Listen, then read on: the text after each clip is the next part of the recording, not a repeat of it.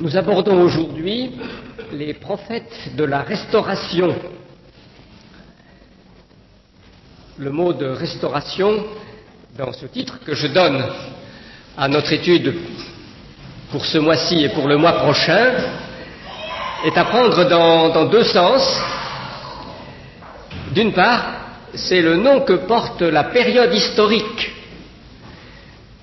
à laquelle ont vécu les deux hommes que nous allons considérer. Comme en France, vous savez qu'il y a eu une période dite de la Restauration après Napoléon, quand la monarchie a été rétablie en France. De même, on parle d'une période de restauration pour les décennies qui ont suivi l'exil à Babylone dans l'histoire d'Israël. Le peuple, je vais le rappeler dans quelques instants, nous l'avons vu ensemble en étudiant des livres prophétiques antérieurs l'année dernière, le peuple d'Israël a été déporté en Babylonie, l'Irak actuel, en gros pendant 70 ans. Les prophètes avaient prédit qu'il reviendrait et il y a eu une restauration qui a commencé après la fin des 70 ans et on appelle la période restauration. Dieu se plaît à envoyer dans les époques historiques diverses des témoins par deux ou trois.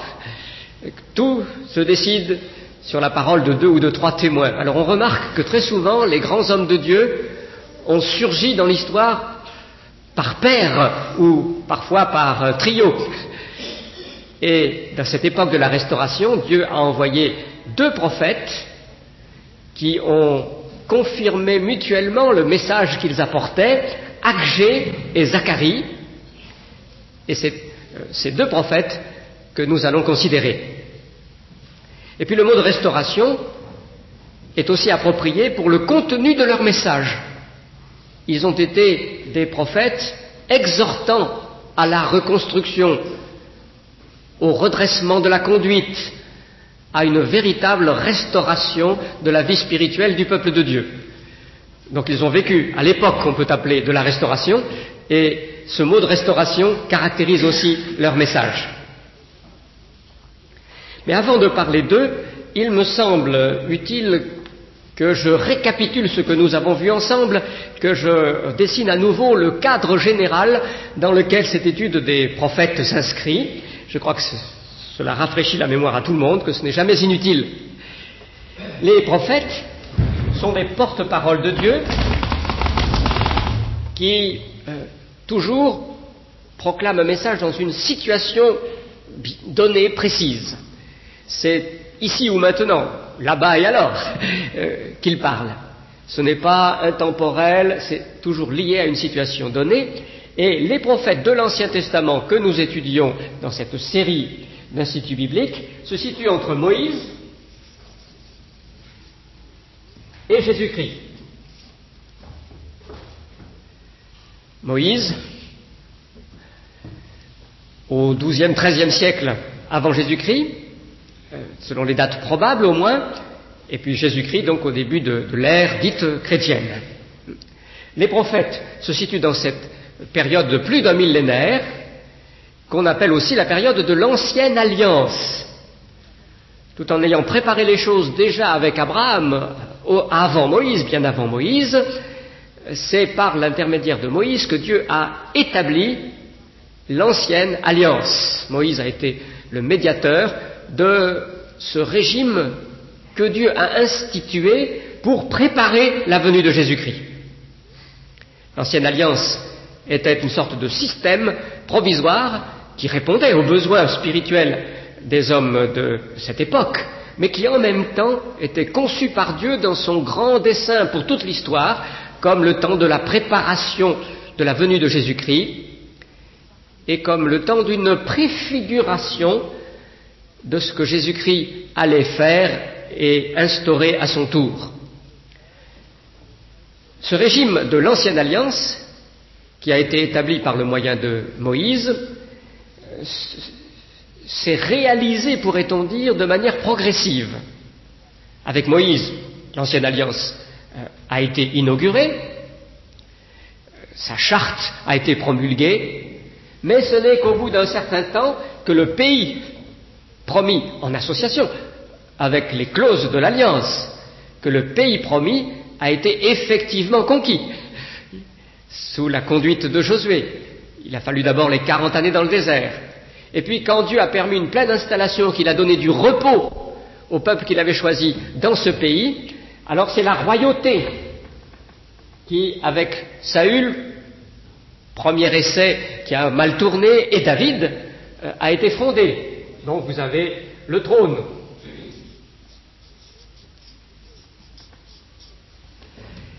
Et puis, après le règne de David, alors un élément tout à fait essentiel, le temple.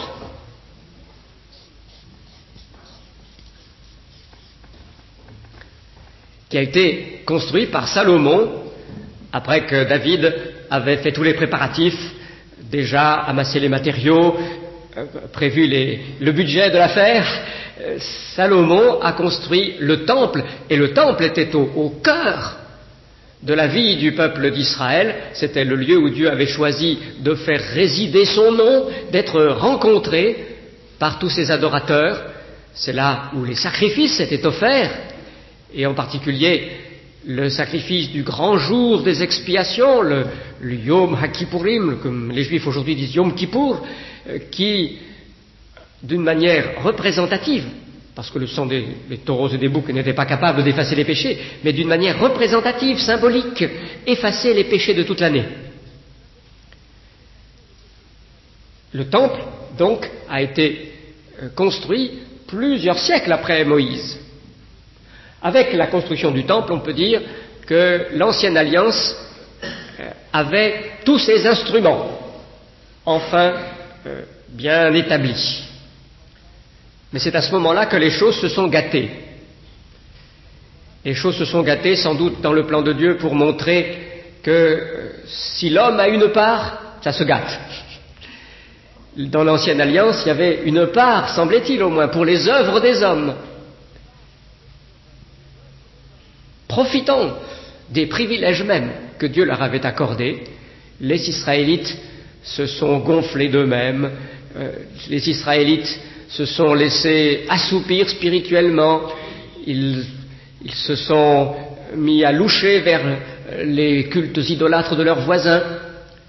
Et après Salomon, et déjà à la fin du règne de Salomon, on observe une déviation progressive.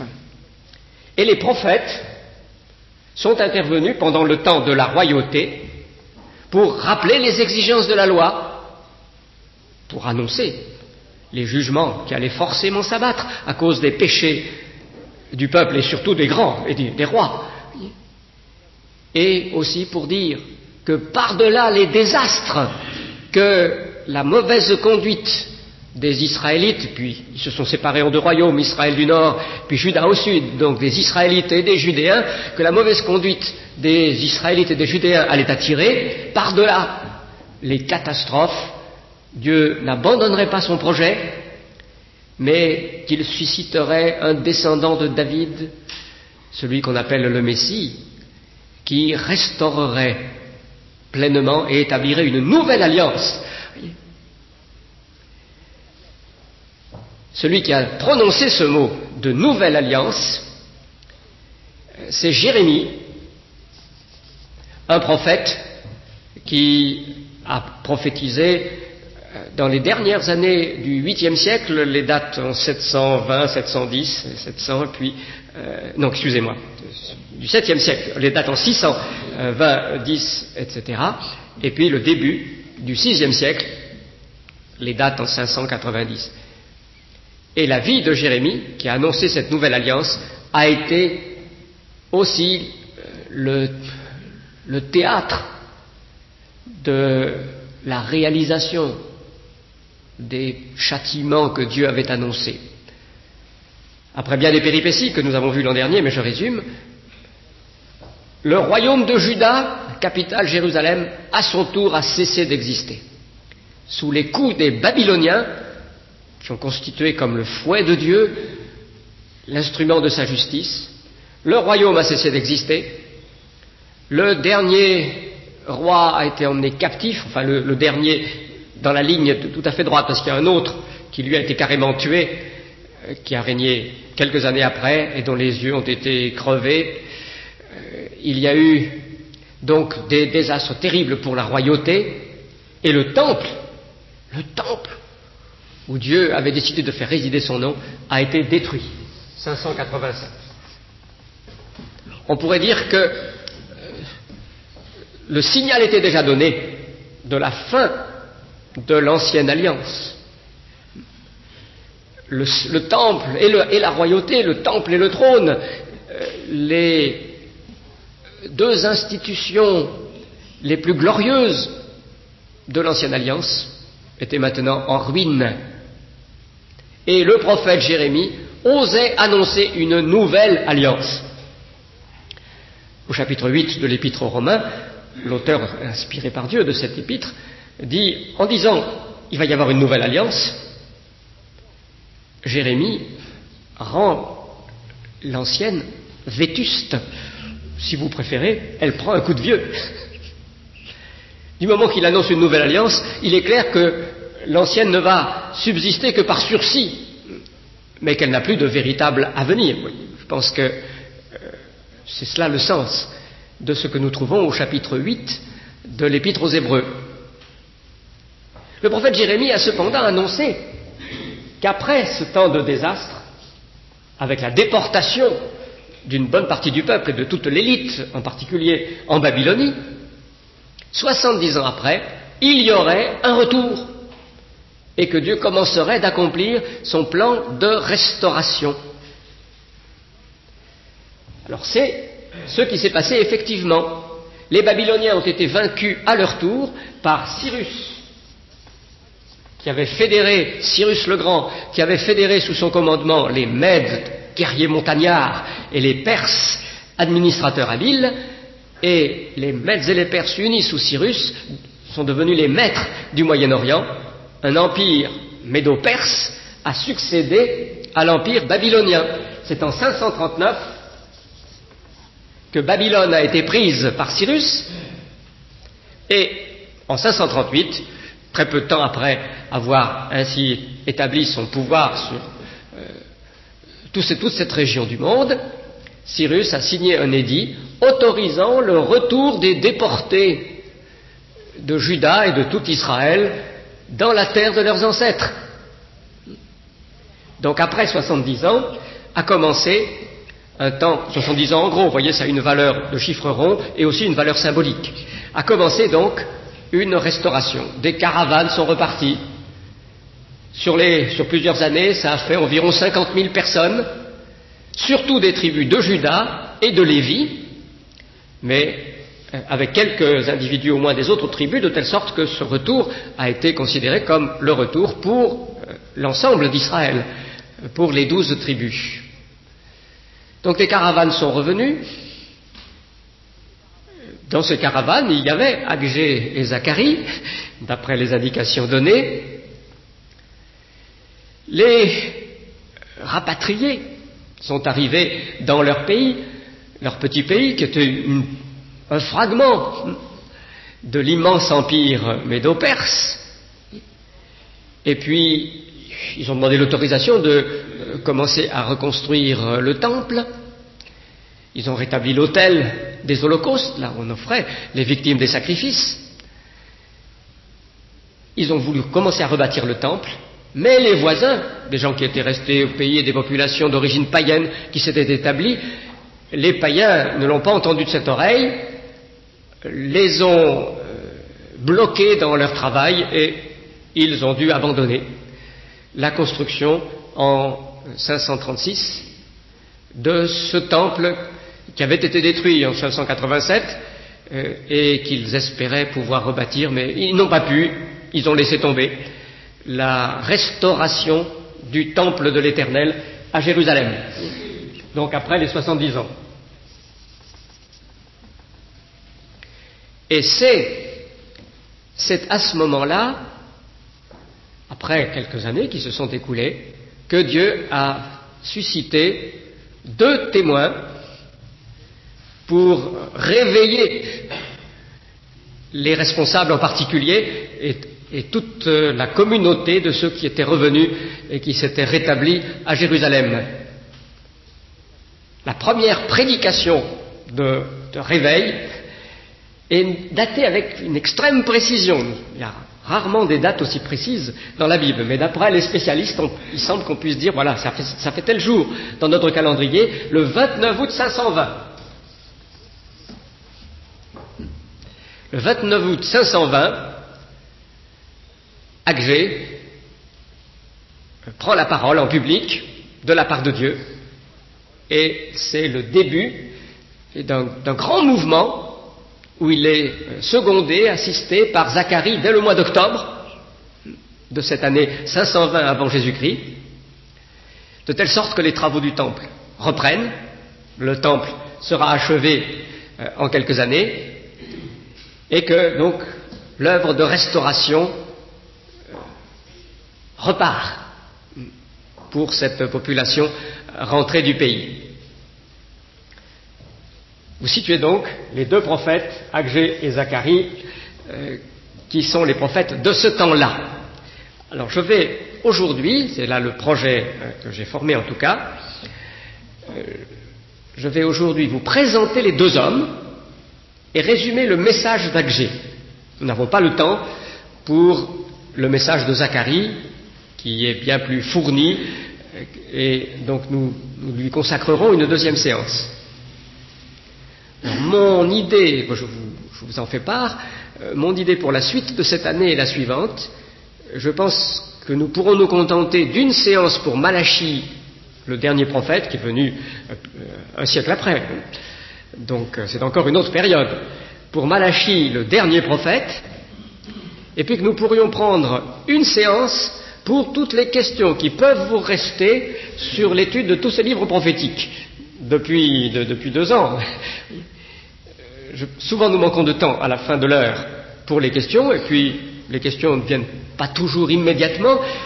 Donc je pense, si ça vous plaît en tout cas comme idée, que nous pourrions, après la séance, éventuellement les séances, enfin je pense c'est la séance consacrée à Malachie, nous pourrions avoir une séance de dialogue, de questions, et puis j'essaierai de répondre, je n'ai pas de réponse à tout, mais j'essaierai de répondre aux questions que vous auriez préparées. Vous pourriez d'ailleurs m'en donner aussi par écrit à l'avance. Alors je ne sais pas s'il y aura des instituts bibliques communs qui vont s'intercaler dans le calendrier de cette année. Je ne sais pas où cela nous mènera. Après la fin de cette série sur les prophètes, nous verrons ensemble quel sujet vous intéresse. Donc nous déciderons à ce moment-là. Je lis maintenant le premier chapitre du livre d'Agé. Je lis dans la Bible du Sommeur. Je vais commenter d'autres éléments du livre d'Agé que ce qu'on trouve au premier chapitre, mais je ne vais quand même pas te lire tout le livre maintenant.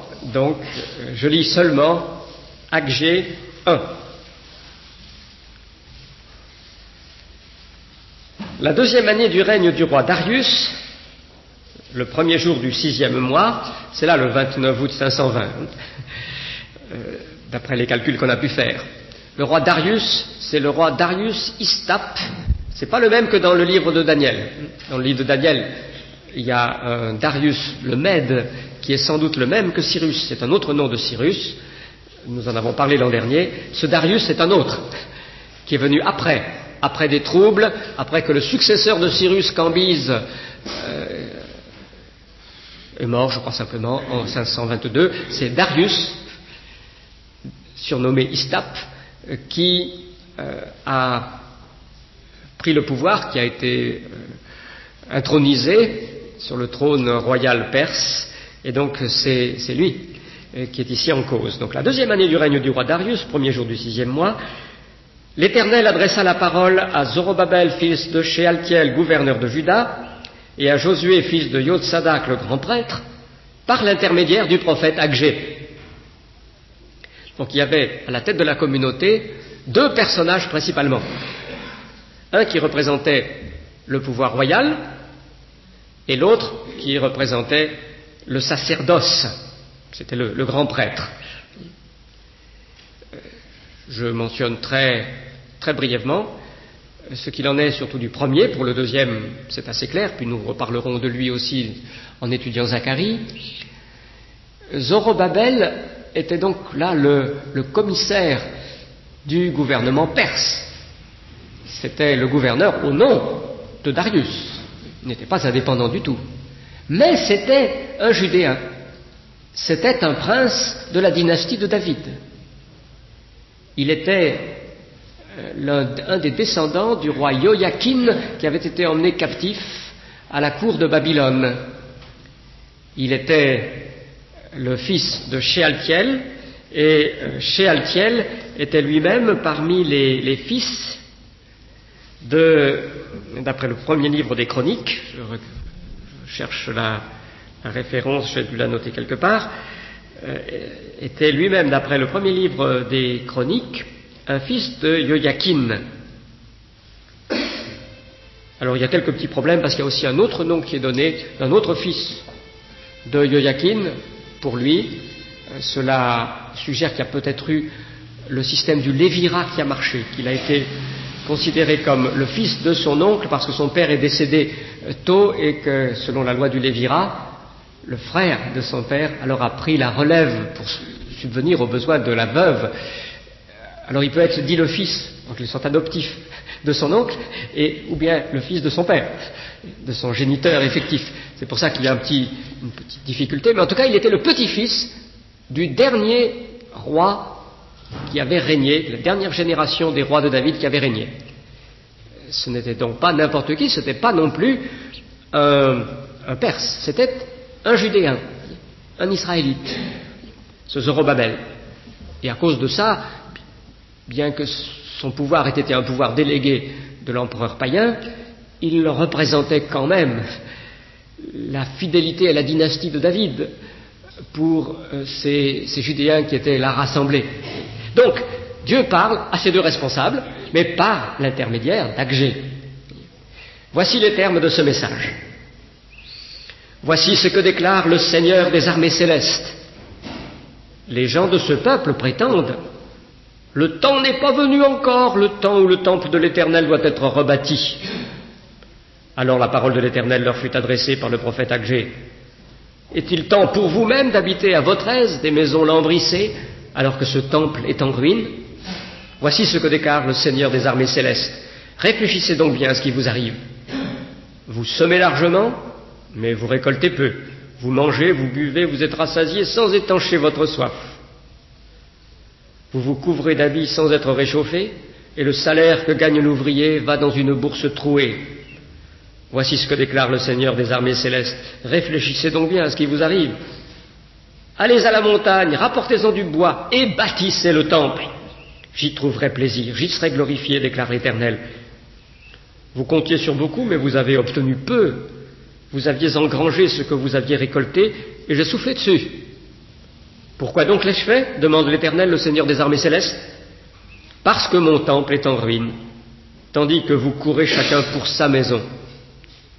Voilà pourquoi le ciel a retenu la pluie.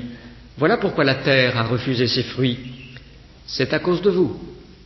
J'ai appelé la sécheresse sur les champs et sur les monts, sur le blé, sur le vin, sur l'huile et sur tout produit du sol, ainsi que sur les hommes, sur le bétail et sur tout le fruit de vos travaux. Alors Zorobabel, fils de Shealtiel, Josué, fils de Joatzadak, le grand prêtre, et tout le reste du peuple écoutèrent la voix de l'Éternel leur Dieu. Ils écoutèrent les paroles du prophète Agé que l'Éternel leur Dieu leur avait envoyées, et le peuple eut du respect devant l'Éternel. Alors Agé, le messager de l'Éternel, transmit au peuple le message suivant de la part de l'Éternel. Moi, je suis avec vous, l'Éternel le déclare. Et l'Éternel anima de nouveaux zèles Zorobabel, fils de Shealtiel, gouverneur de Juda, Josué, fils de Jehotzadak, le grand prêtre, et tout le reste du peuple, de sorte qu'ils vinrent et se mirent à l'ouvrage au temple du Seigneur des armées célestes, leur Dieu, le 24e jour du 6e mois de la 2e année du règne de Darius. Voilà ce premier chapitre. Vous avez un petit peu le climat de l'époque qui vous est restitué au moyen de cette lecture, vous pouvez mettre dans la situation où Agé et Zacharie aussi se sont trouvés. Alors que dire donc d'abord de ces deux hommes que Dieu a choisis et envoyés? Il faut avouer que l'information dont nous disposons dans les pages de la Bible est mince, maigrelette à leur sujet. Il y a quelques données, mais vraiment pas beaucoup, et quelques indices, des choses qui nous font penser que, mais ce n'est pas tout à fait sûr, avouons-le. D'après ces indices, les deux hommes ont été fort différents, à beaucoup d'égards. Et j'y vois déjà une leçon spirituelle pour nous. Dieu choisit des gens parmi les humains de toutes sortes, très différents. Il se plaît à nous faire différents et il n'est pas lié à un seul profil professionnel lorsqu'il veut susciter un prophète, lorsqu'il veut agir au milieu des siens. Il peut utiliser les gens les plus divers, des gros, des becs, etc. Bon. Agé, il semble bien qu'il devait être fort âgé lorsqu'il a ainsi prêché le 29 août 520 et les mois qui ont suivi. Nous n'en sommes pas sûrs, sa date de naissance ne nous est pas donnée. Mais il y a des indices qui vont dans ce sens. Voici les indices. D'abord son nom. Son nom, en hébreu, ça ne sonne pas du tout comme en français. C'est Haggai. Haggai. Et Haggai vient de fête qui se dit Hag. Sans doute le nom que ses parents lui ont donné veut dire le festif, l'enfant de la fête. Et ce nom lui a sans doute lui a été donné parce qu'il était né le jour d'une des grandes fêtes d'Israël. Il y avait 3 grandes fêtes dans le calendrier que Moïse avait fixé: la fête de la Pâque, la fête des semaines et la fête des tabernacles avec le grand jour des expiations qui était compris. Chaque fois c'était plus qu'un jour, hein. C'était vraiment un moment dans l'année de grandes fêtes pour tout le peuple, avec pèlerinage à Jérusalem pour une bonne partie de la population. Il est probable qu'il était né un jour de fête, mais les fêtes n'avaient plus eu leur éclat après la destruction du temple. À partir du moment où l'exil avait dispersé et déporté une bonne partie des Israélites dans la dépression terrible qui avait saisi ceux qui s'étaient fait tant d'illusions si longtemps, mais qui maintenant voyaient leur pays ravagé et le temple de l'Éternel en ruine, il est à supposer qu'il n'y avait pas le climat de la fête. Est-ce qu'on a encore respecté quand même les temps de fête? En tout cas, on ne pouvait plus célébrer les fêtes selon la loi de Moïse, puisque c'était hors du pays. Donc si les parents ont appelé l'enfant qui est né l'enfant de la fête, c'est sans doute qu'il est né à une époque où les fêtes étaient encore pleinement célébrées. Premier indice, qu'il a dû naître avant 587. Vous voyez la logique de ce raisonnement. Deuxième indice, au chapitre 2 et au verset 3, ça je ne l'ai pas encore lu, il interpelle ses concitoyens au moment où le temple est à peu près fini, qui se sont mis à reconstruire, et il exprime très ouvertement le sentiment qu'ont sans doute plusieurs. Ceux qui ont vu le temple d'autrefois, ils en ont un peu gros sur le cœur, parce que le temple reconstruit, oui, il fait minable à côté du temple d'autrefois, celui que Salomon avait fait, qui était une des splendeurs du monde entier. Ils ont bien reconstruit, mais si Agé est capable de faire, lui, cette comparaison, c'est probablement qu'il a vu lui-même. Bon, il ne le dit pas carrément, donc c'est pour ça que c'est pas une preuve, hein, mais c'est probablement qu'il a en lui le souvenir visuel de ce temple d'autrefois. Autrement, il ne penserait pas, sans doute, à faire la comparaison comme il l'a fait. Et il leur dit, qui sont parmi vous ceux qui ont vu le temple d'autrefois? Oui, ce temple maintenant vous paraît une misère. Mais en leur disant ça, il montre que lui-même, sans doute, avait cette possibilité de comparaison. Et alors, ça nous fait remonter, voyez, ça nous fait remonter même avant 587, parce qu'il faut qu'il ait un souvenir visuel, donc ça remonte pratiquement à 595 pour sa naissance. Qu'il ait eu 7-8 ans, au minimum, au moment où le temple a été détruit. Et puis, troisième indice, il a prêché du 29 août jusqu'à décembre 520, après ça, plus rien, on n'entend plus parler de lui, rien d'autre. Alors ça laisse supposer qu'il n'a pas survécu beaucoup. Bon, de nouveau, ce n'est pas une preuve, mais c'est aussi un indice. Tous ces indices vont dans le même sens, de telle sorte que je considère comme très plausible qu'il avait 75 ans, peut-être même un peu plus, au moment où il a apporté son message. Voilà un élément quant à son personnage. Pour le reste, c'est son caractère, ses dons, son tempérament qui se révèle dans son livre, qui nous permet donc d'en dire quelque chose. Il semble qu'il ait été l'homme d'un robuste bon sens, un prédicateur direct, disant les choses, appelant un chat un chat. Un refrain qui revient, vous l'avez entendu dans la lecture que nous avons faite, c'est « réfléchissez bien ». Réfléchissez bien à ce qui se passe. Et il y revient encore au 2e chapitre, au verset 15 et 18, et au verset 18 2 fois.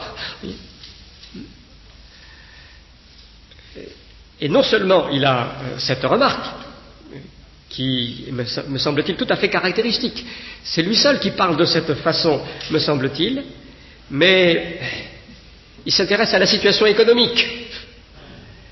Il parle très brutalement des choses qui se passent. Vous travaillez dur, vous avez des espoirs, et puis finalement, ceinture, et l'argent que vous gagnez va dans une bourse trouée, une allusion, semble-t-il, au phénomène de l'inflation. On gagne de l'argent, mais il vaut de moins en moins, donc c'est comme si la bourse était trouée. Et puis, il ne leur envoie pas dire à ses concitoyens. Vous voyez comme il les interpelle. Il me semble que c'est ce qui caractérise ce prophète. Peut-être était-il un homme d'affaires, peut-être était-il un homme qui avait passé son temps à gérer de manière réaliste les choses concrètes, et alors il reste sur ce registre. En même temps, il connaît bien sa Bible, les livres qui avaient été écrits à son époque. On voit qu'il fait des allusions aux promesses précédentes, j'y reviendrai dans un instant, qu'il est aussi un prophète dans la continuité des porte-paroles de Dieu. Il fait allusion aux promesses faites à David, à l'Ancienne Alliance, etc. Donc nous y reviendrons, ce n'est pas seulement un réaliste avec un bon sens, il est aussi un prophète qui a vraiment compris les voies de Dieu. Zacharie, lui, semble avoir été tout différent. D'abord, probablement un jeune homme. D'après nombre de commentateurs, ce qu'on trouve au chapitre 2 et au verset 8 de son livre nous permet de l'affirmer. Bon, ce n'est pas unanime, la Bible à la colombe a une note qui va dans un autre sens, mais la Bible évangélique New International Version le dit très, très clairement. Moi je pense que, et d'autres commentateurs sont d'accord, de toute tendance. Il a une vision au chapitre 2 de Zacharie, et il voit des anges, et alors un ange dit à un autre, « Cours dire à ce jeune homme là-bas », chapitre 2, verset 8. Qui est ce jeune homme? D'après la plupart des commentateurs, c'est Zacharie. Zacharie, donc, devait être, au contraire d'Agé, un jeune homme, lui, en 520. Ce qui va dans le même sens, c'est que lui a eu un ministère bien plus long après, et même il semble que le ministère auquel correspondent les chapitres 9 à 14 de son livre se situe 40 ans plus tard, vers 480. C'est l'évaluation que font les spécialistes évangéliques en général. D'après les allusions aux Grecs qui y sont faites, on pense donc que lui, qui a commencé à prophétiser vers 520, a de nouveau eu une vague de révélation qu'il a consignée dans les chapitres 9 à 14 vers 480, peut-être même encore plus tard. Alors ça veut dire qu'il était jeune en 520, qu'il a eu une autre période de prophétie très nombreuse vers la fin de sa vie, 60 ans, 70 ans peut-être. Donc c'est un nouvel indice que Zacharie, lui, au contraire, était jeune. Et puis Zacharie était fils de prêtre. Zacharie était, on nous dit souvent fils d'Iddo, mais en fait c'était petit-fils d'Iddo. Fils dans l'Ancien Testament, ça veut souvent dire petit-fils, descendant simplement. Alors il était fils de Béréchia, fils d'Iddo, un chef de maison sacerdotale. Donc il était d'une lignée de prêtres. Probablement son père Béréchia était mort assez jeune, donc la succession dans la responsabilité de prêtre était passée d'Iddo à Zacharie. Et ça voulait dire qu'il s'était préparé depuis sa jeunesse au service particulier de la parole de Dieu. L'espoir aussi de servir dans le temple peut-être, mais les prêtres étaient aussi les enseignants, c'était les enseignants dans le peuple d'Israël. Donc on pourrait dire qu'il avait lui une formation de théologien. Et ça se voit dans sa manière d'écrire. Si Agé, c'est le prophète que j'ai décrit il y a quelques instants, Zacharie, c'est vraiment le théologien qui montre à tout moment qu'il a lu tous les livres. Tous les livres qui étaient là. Il connaît tous les anciens prophètes. Il est spécialement marqué par Ézéchiel, qui était aussi un prêtre prophète. On a pu dire que le procédé de Zacharie était le procédé anthologique. Vous savez, quand on fait une anthologie, c'est un livre où on met des textes de tous les grands auteurs. On fait une anthologie des auteurs français du XVIIIe siècle. Bon, ben vous avez des grands textes. Le style de Zacharie est appelé anthologique parce qu'on a l'impression qu'il a lu et relu tous les textes des grands auteurs prophétiques avant lui. Il y fait des allusions, c'est truffé de réminiscences. Alors c'est plus difficile à décoder. Zacharie est un des prophètes les plus difficiles, voyez, parce qu'il y a tout un travail technique. C'est un théologien raffiné. Donc pas du tout le même tempérament que celui d'Agé. Cela correspond à ce que je vous ai dit sur cette liberté qu'a le Seigneur d'utiliser des gens très divers, au debout de l'échelle des âges, et selon des tempéraments et des formations qui sont opposés mais complémentaires. Voilà pour les deux hommes ce que je pense nous pouvons déterminer avec un assez bon degré de vraisemblance, de plausibilité, de probabilité même. Alors maintenant, un résumé du message d'Agé, ou Haggai, du message donc de ce prophète. Je pense qu'on peut dire qu'il y a trois mouvements dans la prédication d'Agé. Il y a la répréhension, il y a l'explication et il y a la promesse. Alors la répréhension, j'en ai déjà un petit peu parlé, et ce que nous avons lu vous a permis déjà de vous en rendre compte. C'est d'abord pour faire des reproches au nom de l'Éternel qu'Agé parle. Que reproche-t-il à ses concitoyens? C'est très simple. Ils ont été finalement négligents et égoïstes en ne reprenant pas le travail de construction qui avait été ébauché en 536. Finalement, ils sont toujours là à se trouver de mauvaises excuses et à dire c'est pas encore le moment. C'est pas encore le moment de rebâtir le temple, il y a des obstacles, non, il faut attendre une occasion plus favorable. Ils trouvent toujours de bonnes raisons pour ne pas faire. Et en attendant, ils ont construit leur maison, ils ont réussi à recouvrer un certain confort, des maisons lambrissées, dit le prophète, et il attaque donc très très fort, c'est la réprimande pour cette hiérarchisation des choix que ses concitoyens ont fait et qui est contraire à la crainte et à l'amour de Dieu. Ils ont mis Dieu en deuxième, troisième, énième position, en mettant leur propre maison, leur propre confort au premier rang. Donc, il attaque là-dessus, très simplement, très clairement, et c'est un message qui n'a pas besoin, je crois, de développement. Nous sentons tous à quel point il peut nous toucher. Il y a aussi une accusation de négligence un peu différente au chapitre 2, que je vous fais remarquer. Agé l'a associé à une sorte d'illustration, leçon de choses, illustration. Voici ce que déclare le Seigneur des armées célestes. Demande donc aux prêtres, versets 11 et suivants, leurs instructions. Dis-leur, si un homme porte dans le pan de son vêtement de la viande sainte, et que ce pan de vêtement entre en contact avec du pain, un mets cuit, du vin, de l'huile, quelque autre aliment, l'aliment touché sera-t-il consacré? Non, répondirent les prêtres. Alors Agé leur redemanda, si un homme s'est rendu rituellement impur par le contact d'un cadavre et touche à ces aliments, ceux-ci seront-ils rendus impurs par là? Ah oui, répondirent les prêtres, ils seront impurs. Alors Agé reprit et dit, ainsi en est-il de ce peuple. Voilà ce qu'est cette nation à mes yeux, l'Éternel le déclare. Ainsi en est-il de toute leur réalisation et de tout ce qu'ils m'offrent là, c'est impur. Qu'est-ce que ça veut dire?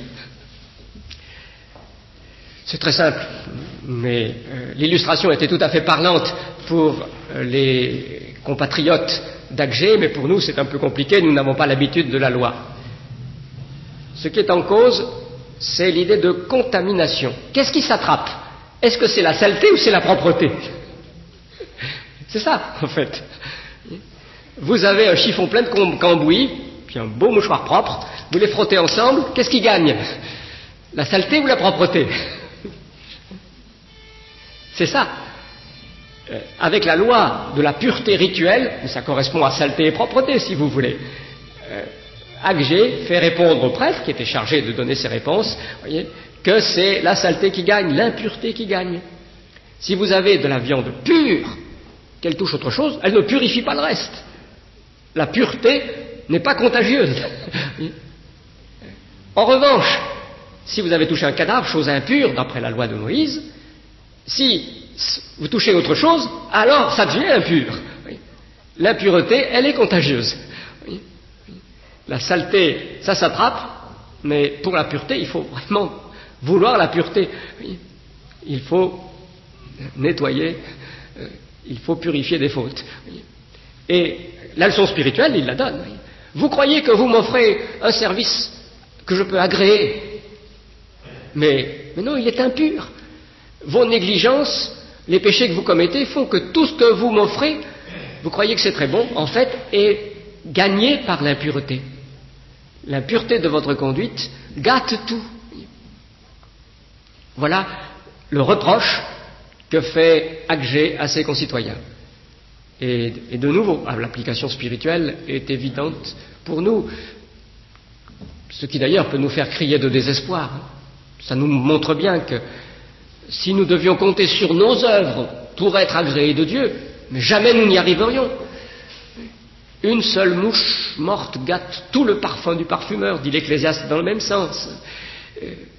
Il suffit d'une seule racine d'orgueil dans de bonnes œuvres, courageuses à bien des égards, généreuses, pour que tout soit gâté aux yeux de Dieu, parce qu'il a les yeux trop purs pour voir le mal. Alors, vraiment, il faut que ce soit la justice parfaite de Jésus qui nous couvre et qui rende même acceptables les dons que nous apportons. Ils ne peuvent être acceptés par Dieu et lui faire plaisir que s'ils sont purifiés, parce qu'il les voit à travers Christ. Oui. Bon, ça c'est donc le premier élément du message d'Agé. Deuxième élément, l'explication. Il part des faits et il donne l'explication. Quels sont les faits? Là aussi, j'ai frôlé le sujet il y a un instant. C'est la crise, comme nous dirions aujourd'hui, la crise dont souffre tout spécialement l'économie de la petite communauté. La météo n'a pas été favorable, il y a eu de la sécheresse, Alors ils ont beaucoup semé, ils ne peuvent moissonner que très peu. Ils avaient espéré, puis non, ça y est, c'est raté. Et alors l'inflation, du coup, gagne. C'est cette situation critique qui est en cause. Alors il donne l'explication. Réfléchissez un peu, comprenez. En fait, cela fait partie des châtiments par lesquels le Seigneur veut vous éduquer. Il veut vous faire comprendre que vous faites fausse route et que vos choix, vos priorités ne sont pas les choix et les priorités que Dieu veut. Donc il leur dit clairement au chapitre 1er, puis il y revient encore au chapitre 2, à partir du verset 15. Considérez attentivement ce qui se produira. Vous alliez à un tas de blé supposé contenir 2 quintaux, mais il n'y en avait qu'un seul. Vous vous rendiez au pressoir, vous espériez obtenir 1 hectolitre de vin, et vous ne trouviez que 40 litres. Je vous ai frappé, châtié en frappant le fruit de votre travail par diverses maladies de céréales, par la grêle, mais vous n'êtes pas revenu à moi, dit l'Éternel. Le sujet de ces fléaux, on dit naturels, ou qui échappent à l'initiative individuelle, est un problème délicat à traiter. Dans l'Ancien Testament, c'était plus simple qu'aujourd'hui. Dans l'Ancien Testament, parce que c'était un peuple que Dieu avait choisi parmi tous les peuples, avec sa terre, avec donc ses institutions extérieures, il y avait une relation simple entre la bénédiction et l'obéissance, et les châtiments et la désobéissance. À coup sûr, on ne peut plus en dire autant aujourd'hui. Aujourd'hui, nous sommes un peuple répandu à travers tous les peuples, un peuple dans un sens très spécial, transposé, nous le peuple de l'Église. Et nous savons que le royaume de Dieu est établi dans les cœurs, mais pas de façon extérieure, que nous aurons des afflictions dans le monde. Alors nous ne pouvons pas dire ce sera automatique, l'obéissance va nous permettre d'être prospères, d'avoir de belles récoltes, des revenus élevés. C'est pas possible dans le cadre de la Nouvelle Alliance, et même dans l'Ancienne il y avait des exceptions, comme l'histoire de Job nous le montre assez. Cependant, même si on dit donc on ne peut pas établir une telle relation aujourd'hui, il n'y a rien d'automatique, il reste que les épreuves, et aussi collectives pour un pays, pour une Église, les épreuves peuvent être des châtiments de Dieu et des signaux qu'il nous adresse pour nous arrêter sur une voie funeste. Je crois que nous avons pris l'habitude de ne plus penser du tout à ça, à cette possibilité, que lorsqu'il y a des choses négatives, ce peut être une démarche par laquelle Dieu nous avertit. Donc il faut se rappeler que c'est encore possible sous le régime de la Nouvelle Alliance où nous sommes également. Dieu a envie de faire du bien dès maintenant à ses enfants. Et s'il leur arrive des malheurs, ou bien c'est que c'est nécessaire à leur éducation pour les avertir, pour les détourner, ou bien que Dieu se glorifie d'une autre façon, à la manière de Job, parce qu'il montre ainsi qu'ils ne servent pas Dieu pour un certain profit, parce que leur témoignage dans ces jours d'épreuve peut gagner beaucoup d'autres. Donc Dieu a toujours des raisons. Il souhaite faire du bien, et matériellement, corporellement, à ses enfants, dans le temps présent. Et quand il ne le fait pas, il y a d'autres raisons. Et parmi ces raisons, il peut y avoir aussi les avertissements qu'il nous adresse. Donc je crois que par rapport aux explications données par le prophète, nous en avons quand même toujours de la graine à prendre, même après plusieurs milliers d'années. Et puis troisième élément, la promesse.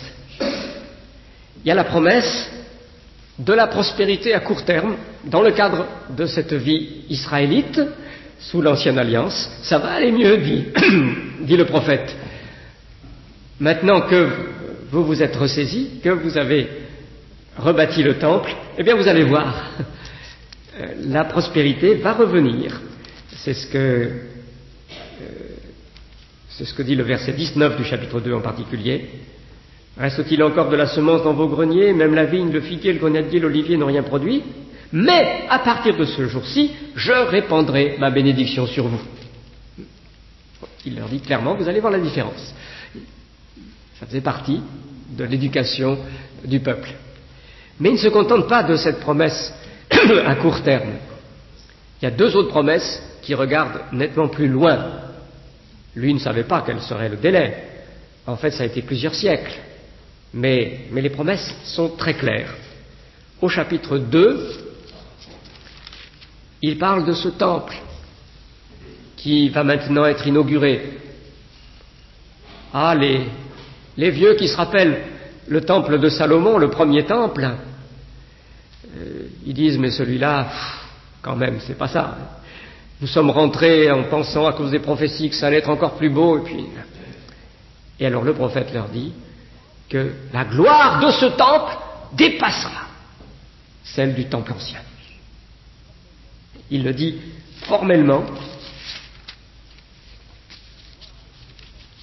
La gloire de ce nouveau temple, au verset 9, surpassera beaucoup la gloire de l'ancien. Je ferai régner la paix en ce lieu-ci, ou littéralement, je donnerai la paix. Et le mot de paix était lié à toute l'attente du Messie. Le Messie devait être le roi de paix, qui instaurerait enfin la paix. Un nouveau Salomon, mais plus satisfaisant que l'ancien, qui avait finalement moins bien fini que commencé. Le Messie, le roi de paix. En disant, la gloire de ce temple surpassera celle de l'ancien, parce que je donnerai la paix. Je crois qu'on peut très bien comprendre que le prophète annonce que le Messie viendra dans ce temple. Et que c'est ça la grande promesse. Encore un peu de temps, j'ébranlerai l'univers, les cieux et la terre, dit ce passage, et la gloire de ce temple surpassera celle de l'ancien. Est-ce que ça s'est réalisé? Est-ce que ça va se réaliser? Si ça ne s'est pas réalisé, ça ne se réalisera jamais. Parce que, ça à mon avis, c'est très important pour le dialogue avec les Juifs, qui croient en la vérité inspirée de ces paroles, parce qu'il s'agit du second temple en tant que différent du premier, dans son identité de second temple par rapport au premier, puisque c'est à partir de la comparaison entre les deux que la chose est dite. Ah, ce second temple, il fait minable à côté du premier. Bon, eh bien, dans ce temple, par rapport à l'ancien, le second temple, je donnerai la paix. Or, le second temple, le judaïsme le reconnaît parfaitement. Ça s'appelle les jours du second temple dans la terminologie des Juifs. C'est celui qui a duré jusqu'en 70 du 1er siècle de notre ère, qui a été détruit par les armées romaines conduites par Titus en 70. Donc il n'existe plus. Si jamais le temple était rebâti, ce serait le troisième, ce serait plus le deuxième, et on ne pourrait pas dire que cette prophétie serait accomplie en lui. Donc, si la prophétie ne s'est pas accomplie, elle ne peut pas s'accomplir et le prophète est menteur. Mais elle s'est accomplie, car dans ce second temple, qui a été embelli dans le processus, mais c'est toujours le même temple, embelli par Hérode en particulier, notre Seigneur Jésus a enseigné très souvent, il y est monté selon le témoignage des évangiles. Oui, il a donné la paix. Lui, le Messie, a été dans ce temple, et ainsi la gloire de ce temple surpasse infiniment celle du temple de Salomon, car il y avait en lui tellement plus qu'en Salomon. Il y a ici plus que Salomon. Vous voyez, cette prophétie est extraordinaire parce qu'elle précise la période. On ne peut pas jouer en disant c'est une autre période, c'est celle-ci. Notre Seigneur Jésus-Christ a accompli, et l'Épître aux Hébreux au chapitre 12, nous n'avons pas le temps de développer, mais montre que le grand ébranlement dont parle le prophète, c'est celui de l'instauration même de la nouvelle alliance. Comme il y avait eu un grand ébranlement lors de la conclusion de la première alliance, le Sinaï avait tremblé, il y a eu un autre grand ébranlement pour la conclusion de la nouvelle alliance et définitive. non seulement de la terre, mais des cieux. C'est tout le monde spirituel qui a été ébranlé par l'instauration de la nouvelle alliance, et c'est tout. Maintenant, c'est un régime définitif, dit l'Épître aux Hébreux, la fin du chapitre 12. Et puis cela est lié, dans le livre d'Agé, j'achève par là, par une parole dite à Zorobabel. Verset 21, c'est la fin du livre, dit à Zorobabel, gouverneur de Juda, « J'ébranlerai le ciel, j'ébranlerai la terre ». C'est dans la perspective de ce grand ébranlement. Je renverserai les trônes des royaumes, j'anéantirai la puissance des royaumes païens, je ferai culbuter les chars de guerre et ceux qui les conduisent, les chevaux tomberont, la cavalerie s'entretueront. En ce jour-là, déclare l'Éternel, le Seigneur des armées célestes, je te prendrai, Zorobabel, toi, fils de Shealtiel, mon serviteur, oui, l'Éternel le déclare, et je ferai de toi comme le sceau qu'on porte au doigt, car moi je t'ai choisi. Voilà ce que déclare le Seigneur des armées célestes. Que veut dire cette parole? Je ferai de toi le sceau qu'on porte au doigt. Cela veut dire, je t'attacherai à moi d'une façon indéfectible. Rien ne pourra te séparer de moi. Un homme important, pas seulement un roi, mais aussi les grands, les riches, avaient un anneau à cachet qui leur servait à mettre leur marque sur un document. On en a retrouvé d'ailleurs les archéologues, et en particulier l'archéologue Pierre Bordreuil, spécialiste des sceaux retrouvés dans l'Ancien-Orient. C'était l'équivalent de la signature. Quand vous signez un chèque, vous savez l'importance que ça peut avoir. Eh bien, c'était l'anneau à cachet. Alors justement, on ne le donnait à personne d'autre, on ne s'en séparait pas. Parce que si quelqu'un d'autre l'avait pris, c'est comme quand on vous vole un chéquier, et puis qu'on réussit à imiter la signature, ou qu'on connaît le numéro de code de la carte, etc. L'anneau à cachet, c'était ce que quelqu'un gardait toujours avec lui. Eh bien, l'Éternel dit à Zorobabel, je ferai de toi comme un anneau à cachet à mon doigt.